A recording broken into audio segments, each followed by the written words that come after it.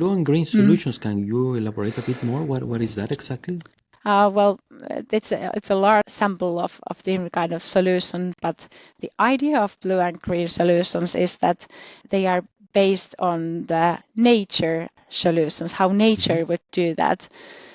So structure and processes that exist in the nature, how water flows, how soil and nutrients are circulating in the ground, utilizing those processes in water management.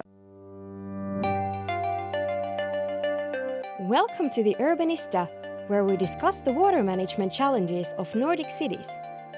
From safe drinking water distribution and stormwater collection to building sustainable urban living environments.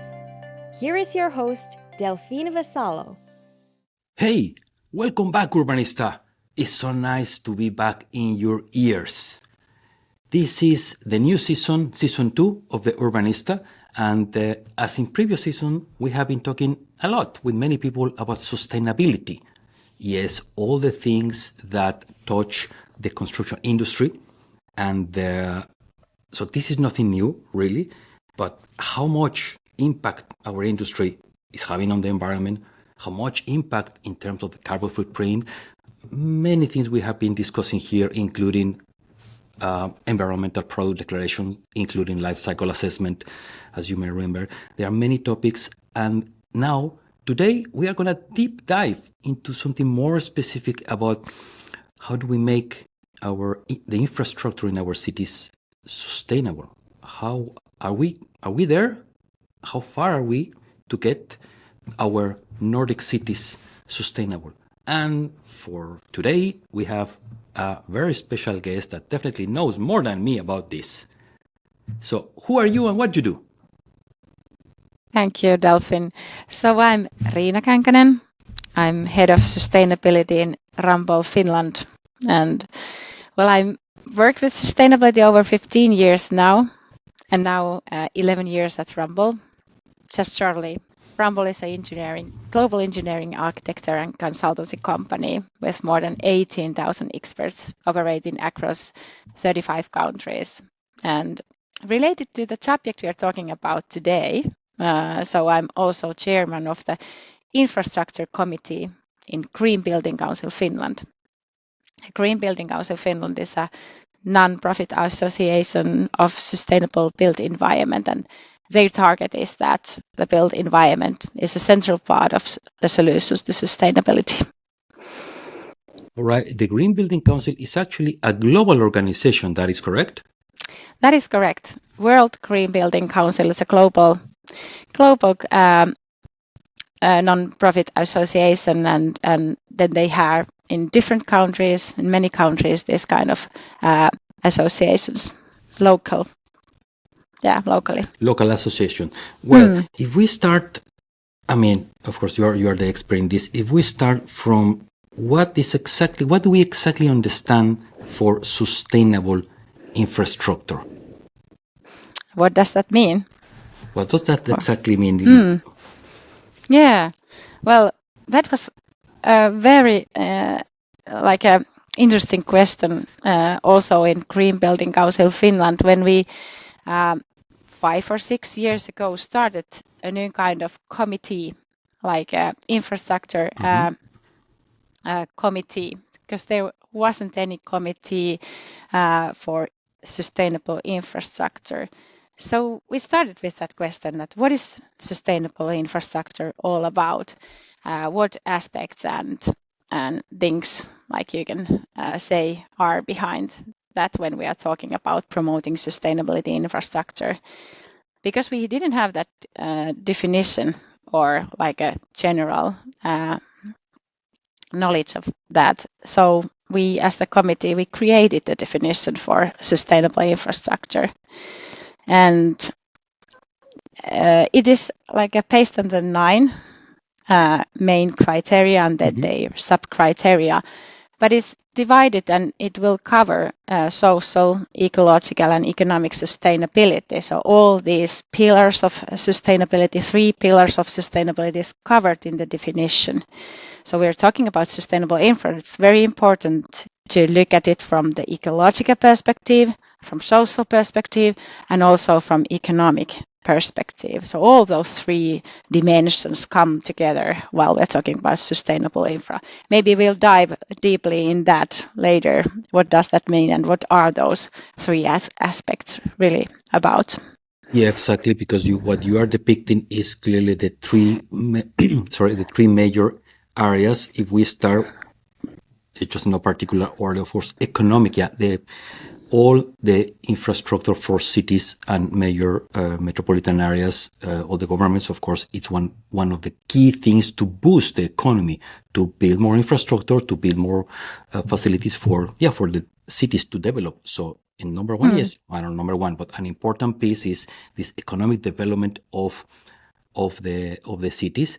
But so far, that is only one piece, as you were explaining. What is the social aspect? What is the social impact? How good or not that public infrastructure is serving me, you, I mean, all of us who are the people who live in the cities. So I guess that has been historically, I don't know, the two aspects. But then the third, if I am picking from what you are saying, the third area is this ecological. What is the impact of building one thing or another in one way or another?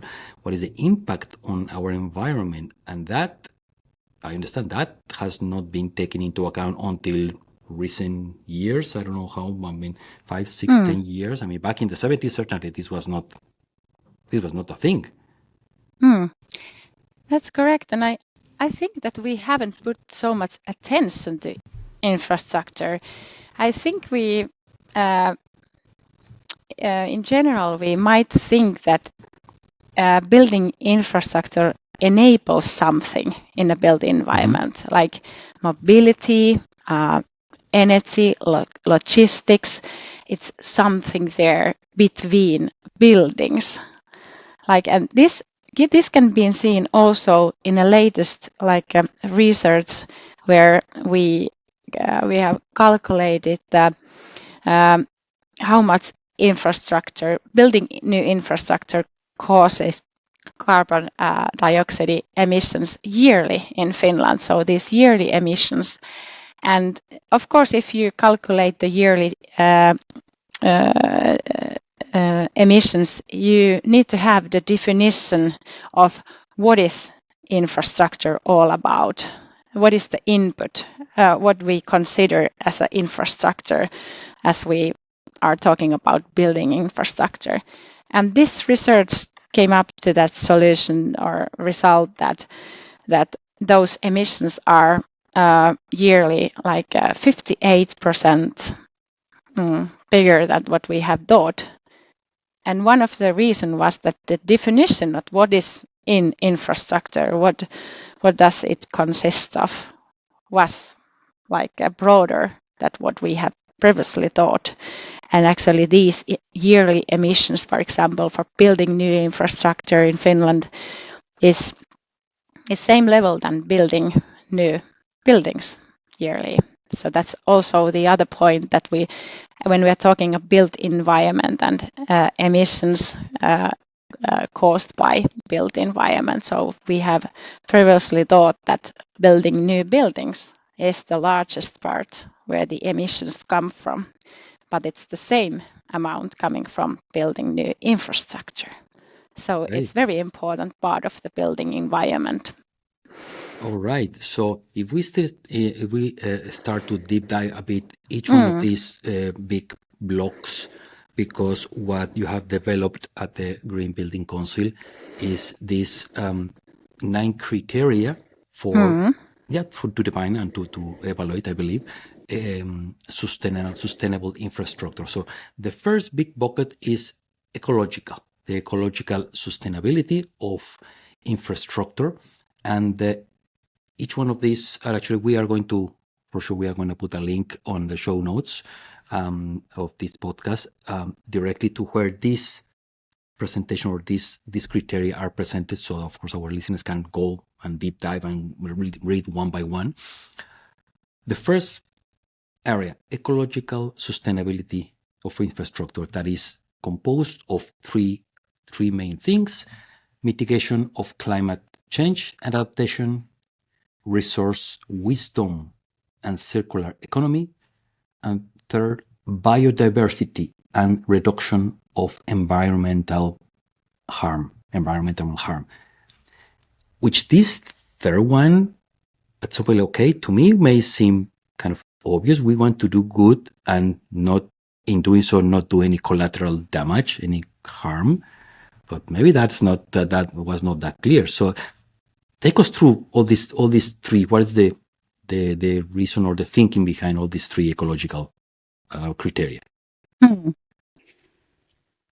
Well, maybe it starts with the idea that this ecological sustainability aims to find the balance between human society and the nature, as we know the planetary boundaries and so on. So we know that we are like using our natural resources more than our Earth can afford, and the construction sector is a very intensive, like a raw material user, and the use of construction raw materials has been found to be a significant threat to limiting also global warming to less than 2 degrees. And the same applies to stopping the loss of biodiversity. So these three main criteria in this ecological sustainability, they are strongly linked together. And the main combining thing in between these three criteria is the use of natural resources and materials.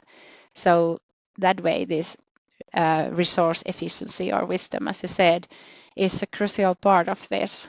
So I think that ecological sustainability in infrastructure brings out the question that how can we use and develop the current built environment and current infrastructure, and also the question about how long can we afford to build new if our society should be forced to settle with the limits and carrying capacity of the planet. So you're mentioning two. Yeah, sorry, go ahead.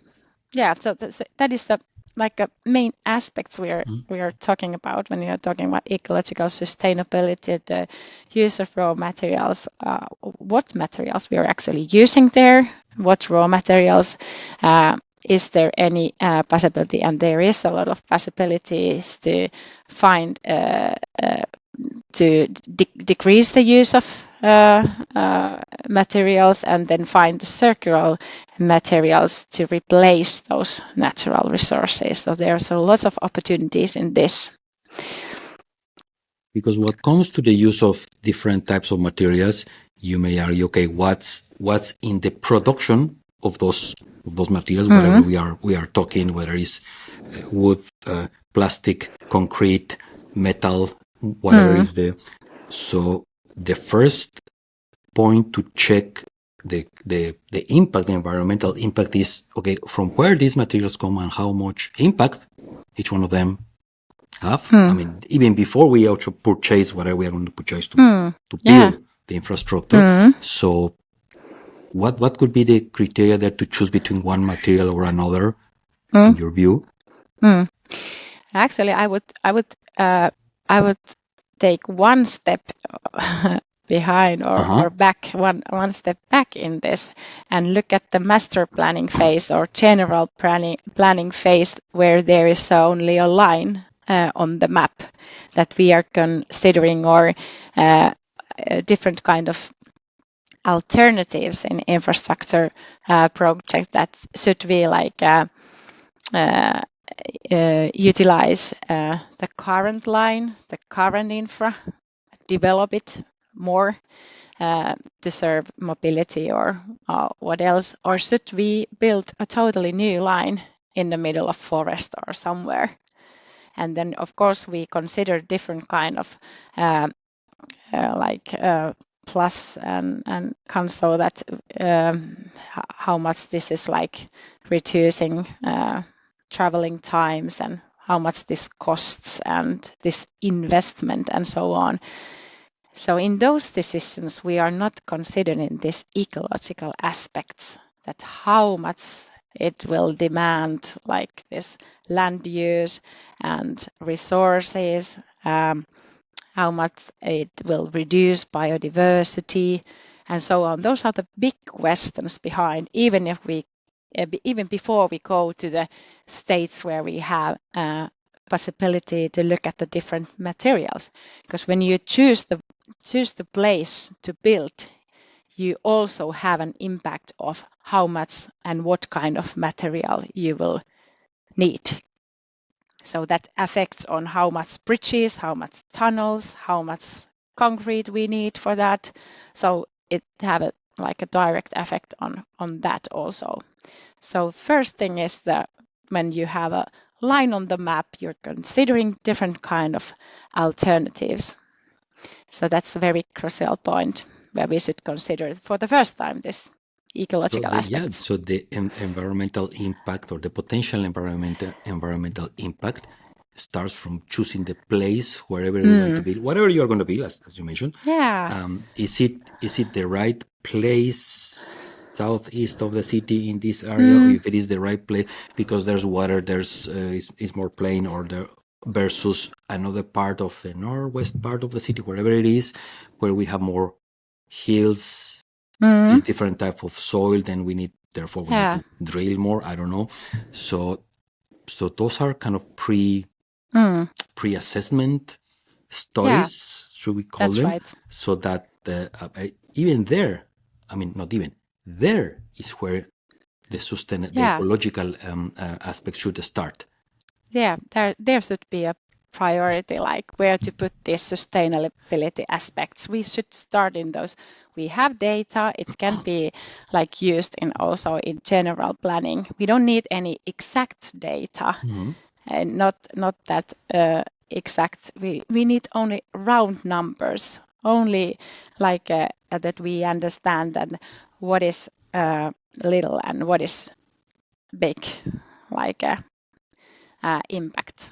This is what comes to building new infrastructure, new things for the development of our cities. What comes to renovating existing bridges, existing tram lines, existing parks, existing water management systems, because, well, our European cities are old, or very old, some of them, and well, in order to keep functioning, a good city functioning, we also need to, well, dig again and repair certain things.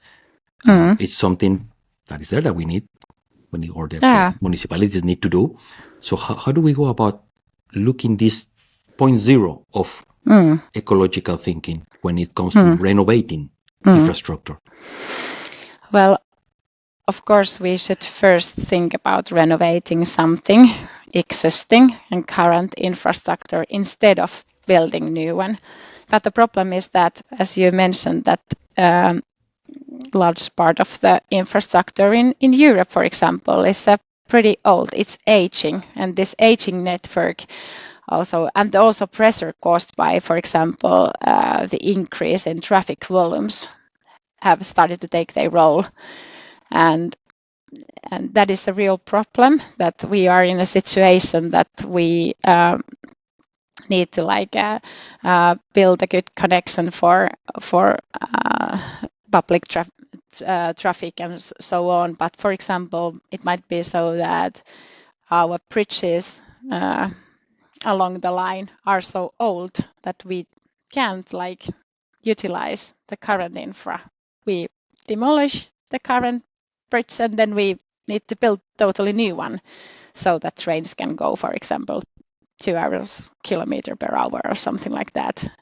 So that is a real problem, that can we really renovate? But then that takes sorry.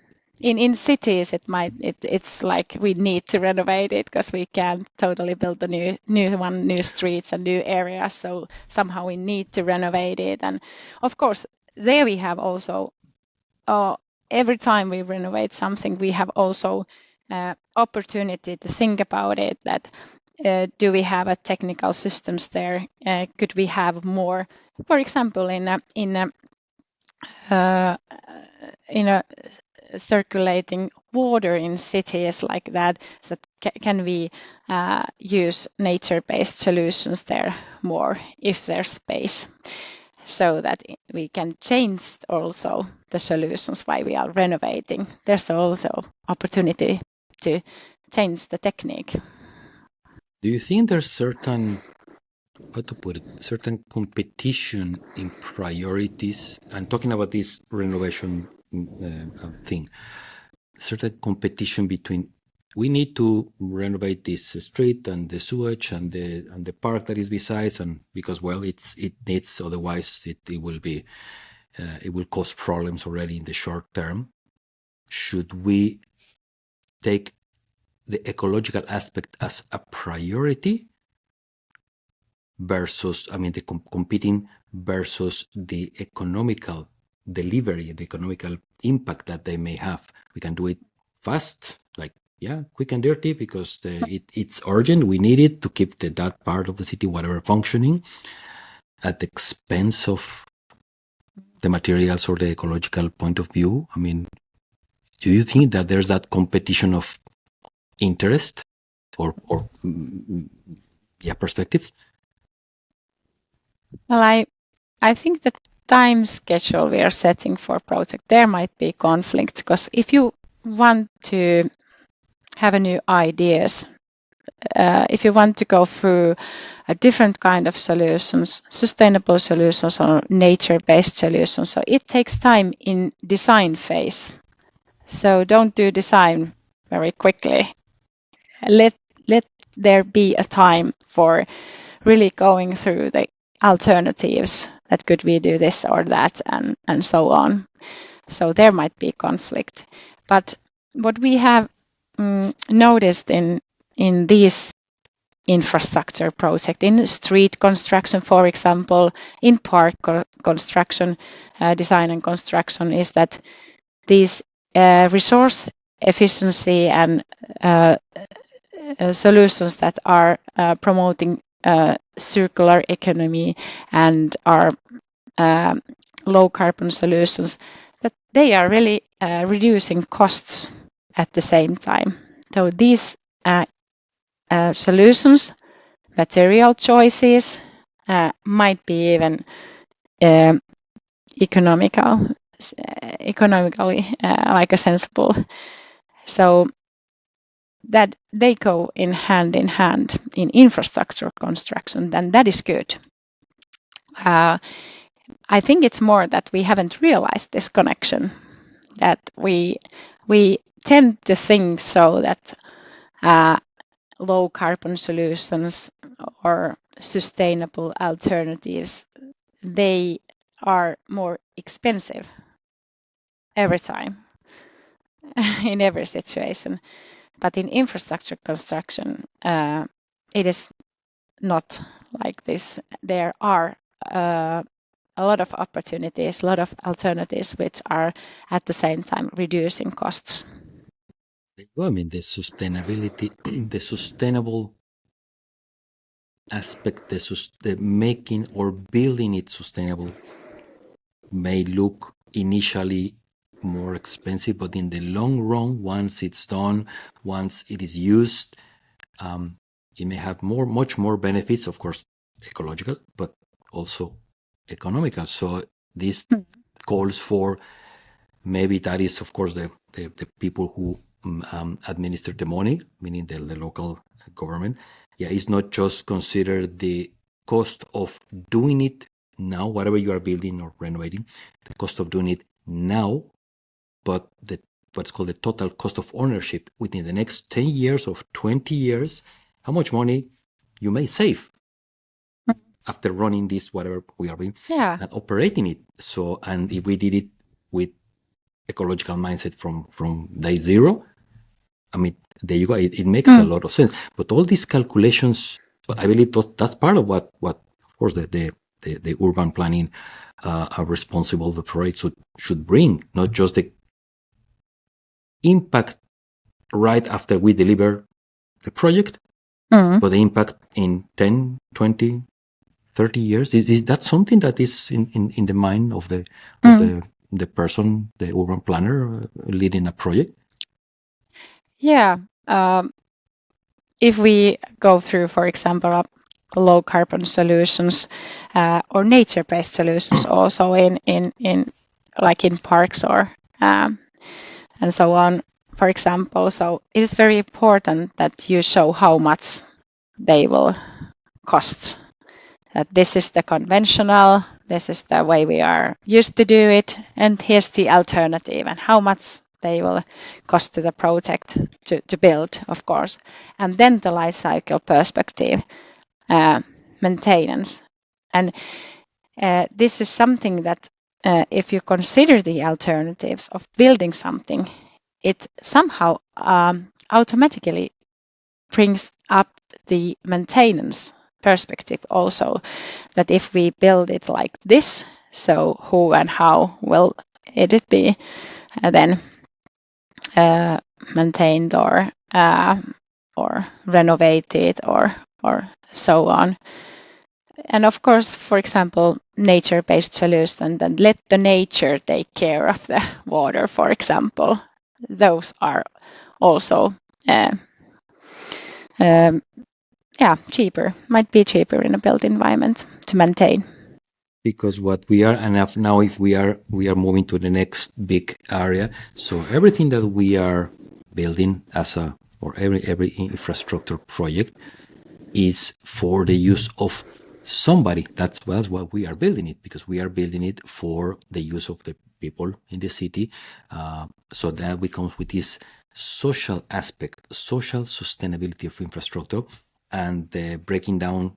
These are the second set of criteria from a sustainable infrastructure that the Council has proposed.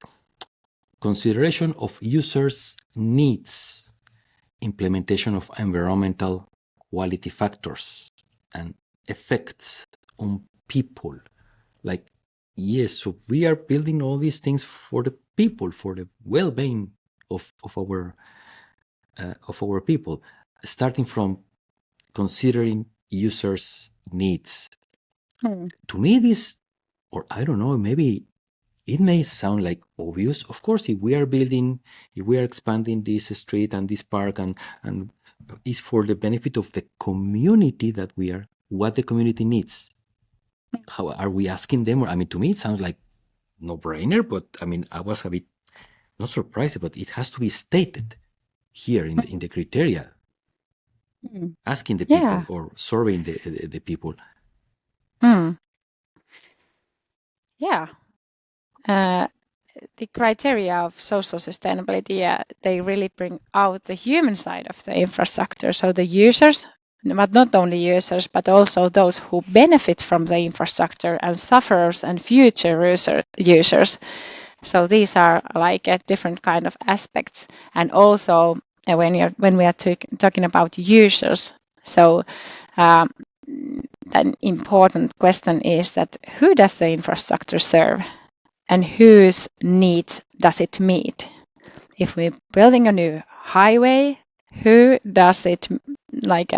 needs does it meet? Or if we are building a new cycling road, whose needs does it meet?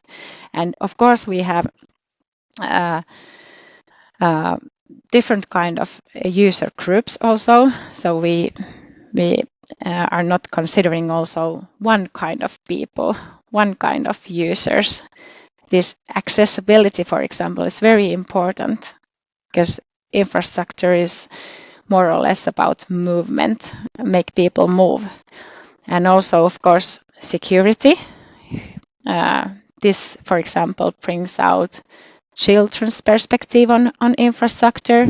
If children are comfortable with infrastructure and with mobility in built environment, so are usually other user groups as well, if we also consider accessibility, of course. And then also healthiness, comfort, and aesthetics. How does it look like? These are the quality factors we need to consider, and we need to consider those from different kind of user group perspective. And these effects on people bring out also this, that when you're talking about effects or impacts on people, so we have in infrastructure, we have those local impacts. How does this infrastructure impact on local community and so on? But what about global impacts, with those come up in the supply chains? Those are really like a very hard, very difficult to assess even Yeah, how do you today. prove that? Exactly. Yeah, if you like purchase concrete or steel or stones from abroad, so are you sure who have done those? Like, what is the conditions, human rights and labor conditions? Those are also social aspects what comes on in those global supply chains. And then these long-term impacts. So now we are building a new infrastructure or renovating or developing it based on the today's needs, that how people, for example, how they move today, what kind of needs they have today, what they do in the parks, what they how they want to move and so on. But what about the future needs? That's also a sustainability, that if we are like investing in infrastructure, building a new infrastructure, so is it really like It is sustainable in time. I mean, Yeah. after many years or not, it's not just because we calculate it today and it delivers and it's all good, but in the long run, yeah. You touch actually one important thing about the global impact. Yeah, because whether we are bringing metal or whatever is the material, one aspect is, as we said already in the group before, what is the environmental impact of using that specific material? And then, yeah, but if it is coming from far away, okay, are we sure that the certifications and the quality of that material is what it's supposed to be, what we need? Then bring it from far away, I don't know, thousands of kilometers, just transporting those things. I mean, of course, they are heavy, all those, and there is a huge impact there, just like transportation of all those goods and raw materials. And should we start to think more using local materials, locally sourced, whatever is that we have at hand, always, or over any super technological metal? I don't know, I'm just making it up, that is the best in class, but hey, it's coming from the other side of the world, versus using something that is good enough, fit for purpose, and is local. So how do you see this? Because that's what I'm seeing, that the global impact may be really big. That is really big in infrastructure constructions. Ground materials are used a lot.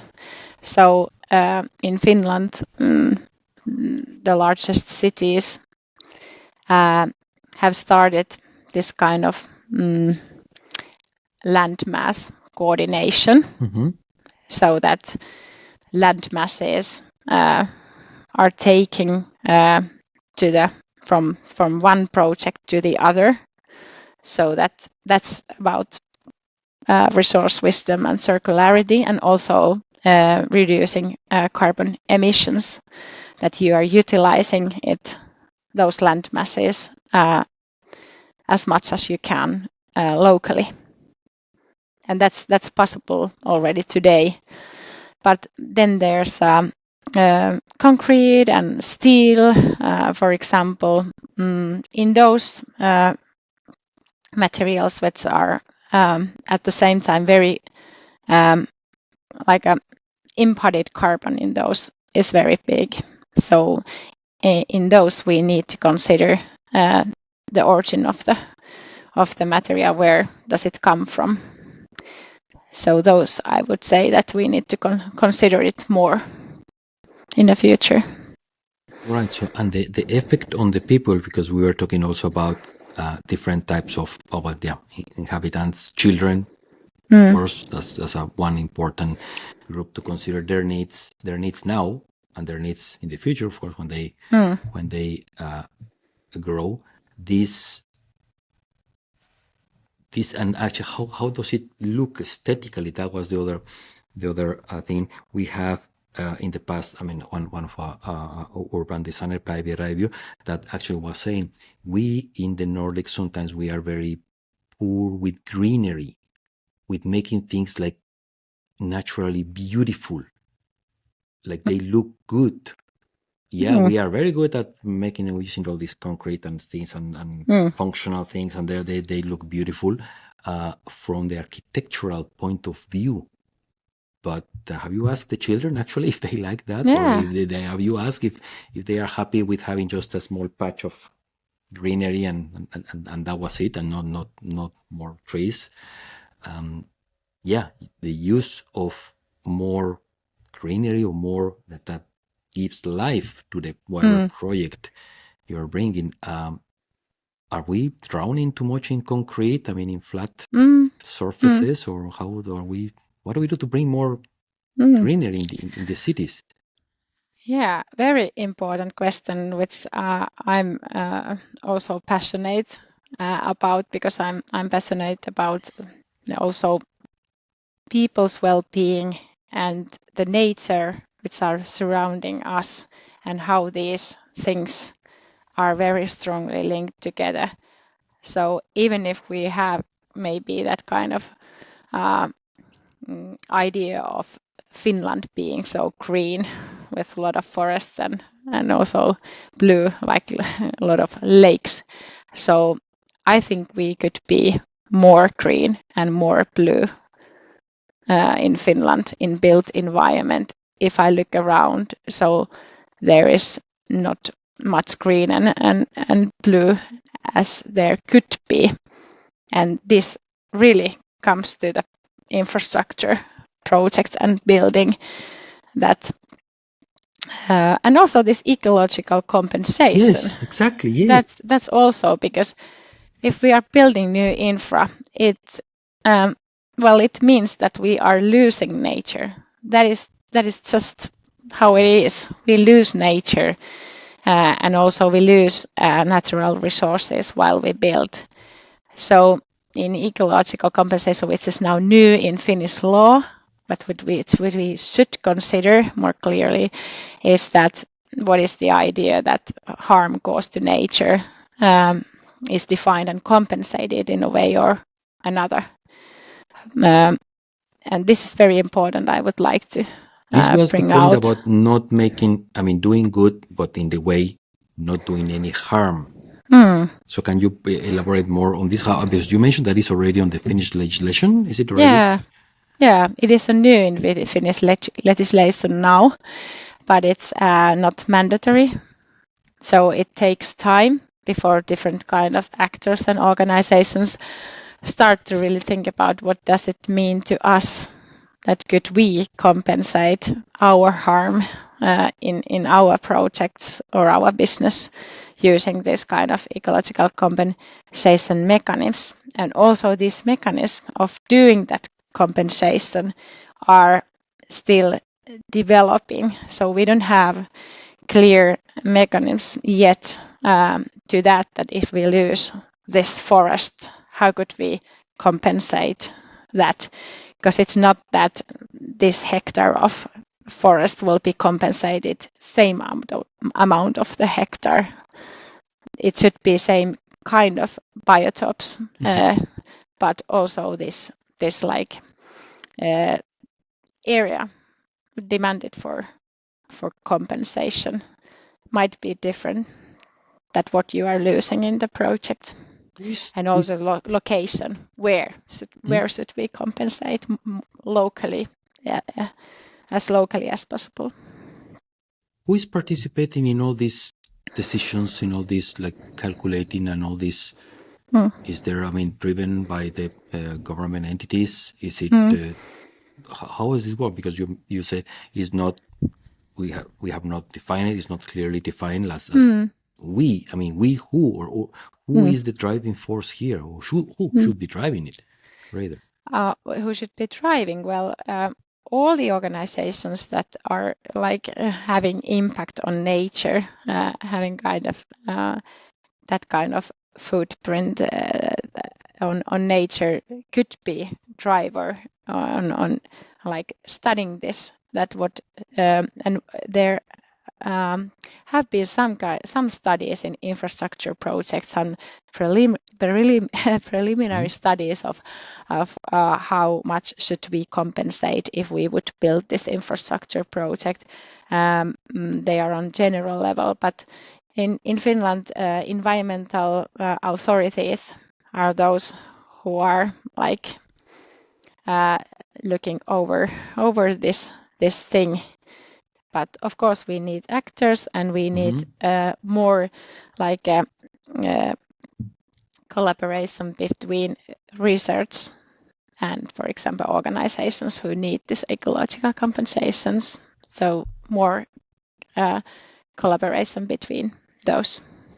Actually, that's what I was thinking. This collaboration is what is needed. Are we really collaborating each other, all the actors in the construction industry? How do you see it? Or is it just somebody's waiting that the other one takes the initiative? Yeah.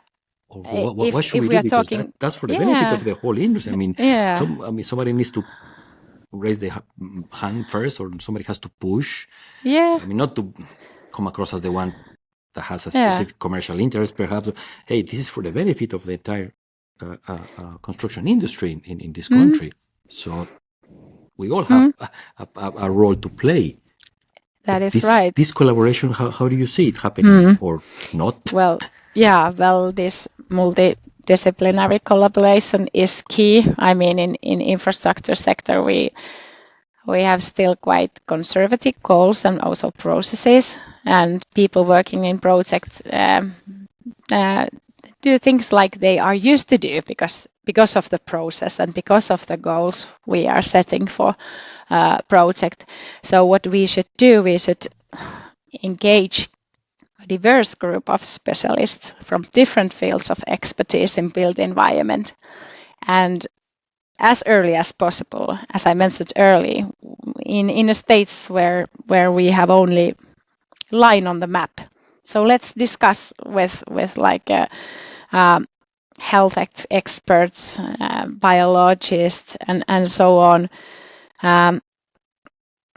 When big decisions are made regarding locations and directions and magnitudes, it's not that we're asking for some comment on some already designed. That's too late. The project leadership positions must also reflect this diverse expertise, that how we are leading the project, who we are including in discussions as early as possible. I think that's a very like a key, this multidisciplinary collaboration. Early discussion or early engagement of all these actors. Well, there you go. That's the key. If we move to this third area of sustainable infrastructure, which is the economic sustainability of infrastructure, according to the last three criteria that you have, or the Green Building Council has proposed: technical functionality, life cycle impacts, and effects on development of the transport system and the urban structure. The technical functionality, of course, if we are building something, is because we want it to work to function for something, to achieve certain objectives. That's kind of the obvious immediate thing, that why we are doing this. And actually this technical functionality, I think if we look at those 9 criteria for sustainable infrastructure, this criteria number 7, this technical functionality, that has been, and I think is still the main driver, like what we consider first and what we take care of most. And of course, it's important this technical functionality also have an impact on infrastructure service life and this life cycle impacts. That of course there's a need to make sure this maintainability, repairability, and overall this flexibility, and who does it serve, and so on, as well as security and risk management. This is very important thing, but it can't be only the only one aspect or driver for decisions, and we can still see that it's so that actions we are taking are guided by efficiency and not impact. So, for example, all these other aspects, if we are talking about, for example, infrastructure investments, investing in new infra, so these sustainability aspects are not included in the benefit cost ratio of the investments. So while we are calculating those benefit cost ratios for infrastructure projects, these other aspects are not taken into account. Why? I mean, it's not. I mean, not because nobody has had the idea of including them clearly, but why? I mean, is it the same trend that this is the way we have always done things, and we just carry on? Well, why they are not included? Who should push to include them? First of all, we could include them. For example, building a new infrastructure, a new highway, for example. CO2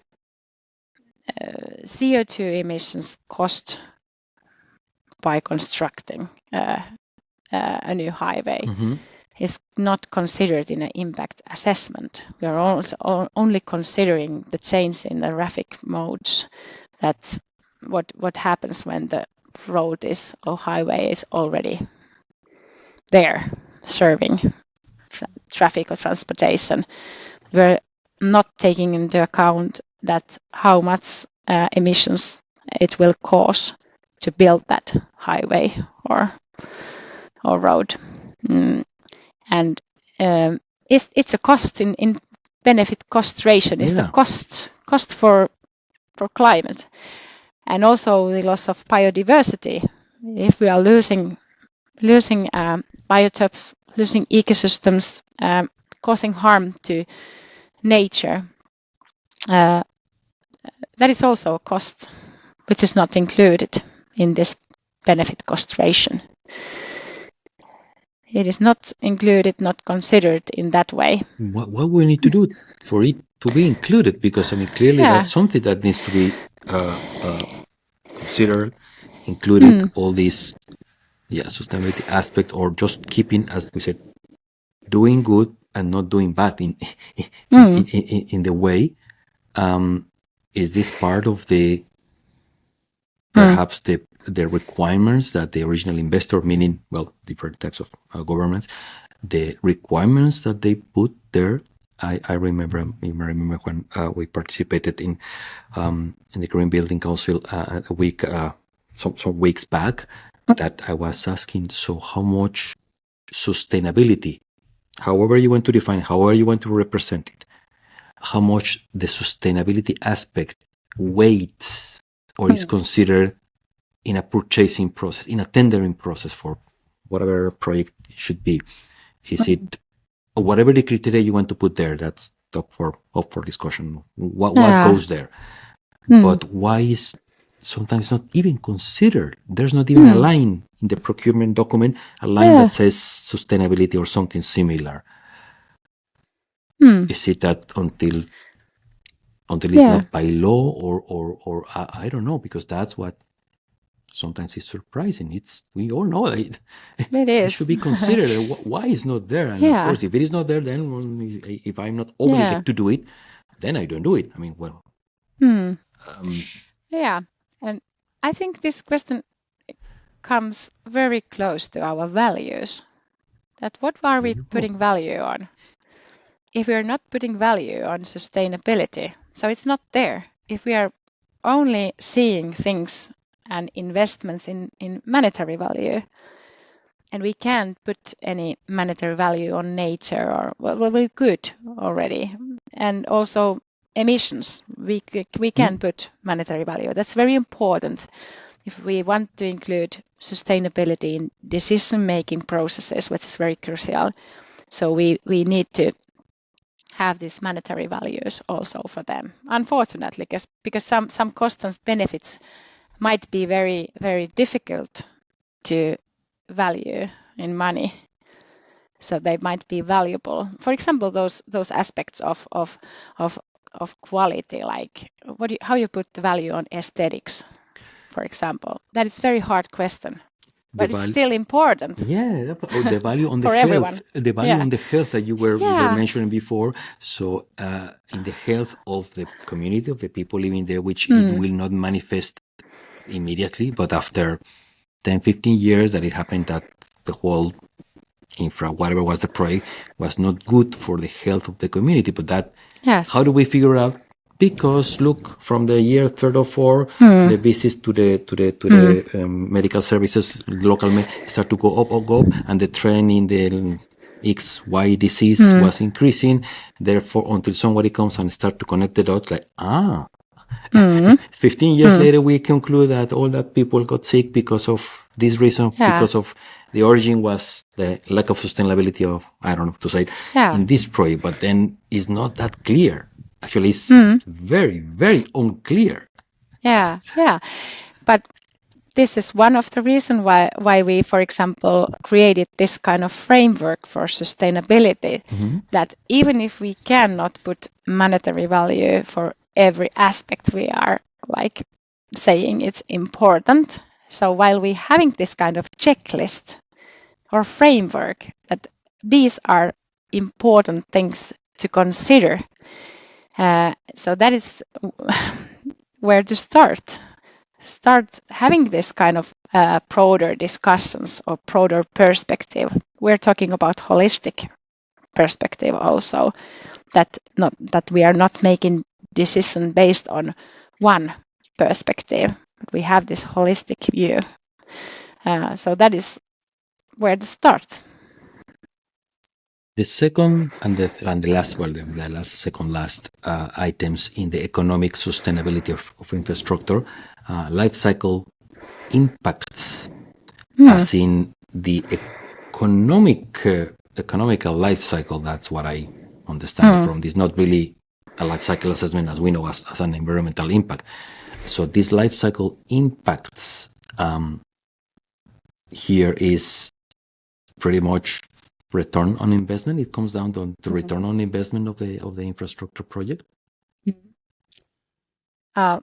Well, while we understand that this life cycle perspective is very important while making decisions, but still when we are calculating the costs of the project or cost of, for example, building a new infrastructure, so we are considering or calculating only the building costs. So maintenance, repairability, or this effects on conversion flexibility and maintenance costs or property management things are not included in these cost calculations.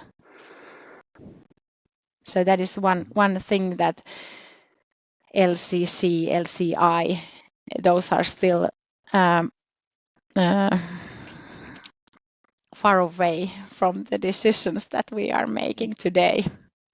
Even if we know this methodology that it exists, that we can assess impacts or calculate costs per life cycle, but we're not doing that yet. And this life cycle perspective, it's very important. It's also bringing those experts from maintenance in designing team, that they are really designing and building something which is easily maintained and repaired. That is one point. That's life cycle perspective, and this kind of also relates to the holistic kind of thinking. but this life cycle perspective is strongly related to better utilization production of data also. So what kind of data we are producing while we design and build. So for example, if we want to drive circularity, so this project should be able to automatically collect and produce information about the raw materials used in the project and their sources and production and reuse and recycling potential, for example. So this life cycle perspective also means that we need to collect data that will help in the user and maintenance and end phases of the project. The phases of the project. So now if we start to kind of zoom back, take a step back. So we have been discussing in the last minutes about these three big areas that the sustainability criteria are: ecological, social, and economic aspect of infrastructure. If we are going to follow all this in an ideal world, if we do the things right, so what is the end goal? I mean, in the near future, what are we aiming for, and when can we expect that something positive will happen?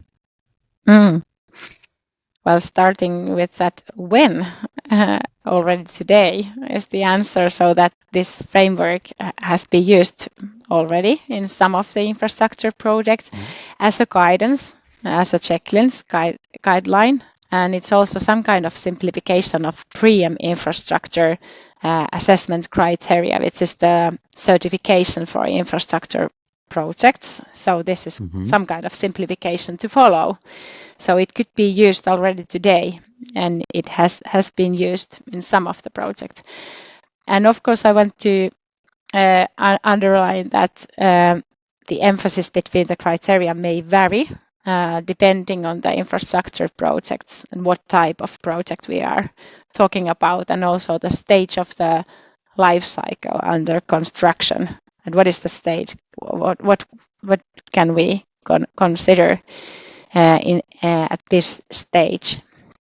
So, as sustainability in overall, it's about balancing, finding the balance between this, considering this holistic perspectives. That is sustainability all about, finding the balance between these criteria, not so that we are leading projects or making decisions based on only one or two criteria. That is the idea. And the expected, if we look towards the future, because what we want is to have more long-lasting infrastructure that is made sustainably in all aspects, and of course is fulfilling the needs of the communities where they are, decreasing these negative impacts on the human life, because there are certain goals even from government perspective, by whatever is it, 2030, 2035, all these goals of having net zero cities. Are we too far? Are we getting closer? Are we? Well, it depends what sector you're looking at, but infrastructure sector is one of those where we can have, for example, this carbon reductions quite I would say quite easily without harming anyone's life. For example, this using resources more wisely, circularity, low carbon emissions solutions. They exist. They are here to choose. So we can start already today. Every project is a possibility, and also we should see these possibilities more clearly, that each element in the built environment should be like examined with an open mind to understand which new and different benefits it could provide in a system. That could a bridge contain a battery or be part of the new habitats and ecological links, or could we fix more carbon in the structure that is released in the atmosphere? So seeing those possibilities in the infrastructure, those have been like studied already in some of the projects, that we really take the project and we see and start to see those possibilities for, of course, reducing harm, but doing also more good. Because you mentioned, and we always keep hearing about low carbon emission, net zero. But what about carbon negative construction? Can we get there? When can we get there? Yeah. Then we should like a carbon sink should be like a bigger or larger than this, or carbon sequestration should be larger than that what we are causing emissions to the atmosphere, and that's very hard tasks. That's a very hard task in infrastructure construction, but it's not impossible. Do you know any example? I mean, actual project that is going to or is already on carbon negative construction? Some park projects maybe. Where's the greenery area? That of course it's causing emissions to build the park, but if you're doing it by using circular materials, local circular materials, which some of the biggest cities in Finland have already done, that usually locally available circular material to create a new park, so that emissions caused by building a new park is as low as possible, and then this green or blue and green solutions in the park that could also like promote biodiversity. So that way, blue and green solutions. Can you elaborate a bit more? What is that exactly? Well, it's a large sample of different kind of solution, but the idea of blue and green solutions is that they are based on the nature solutions, how nature would do that.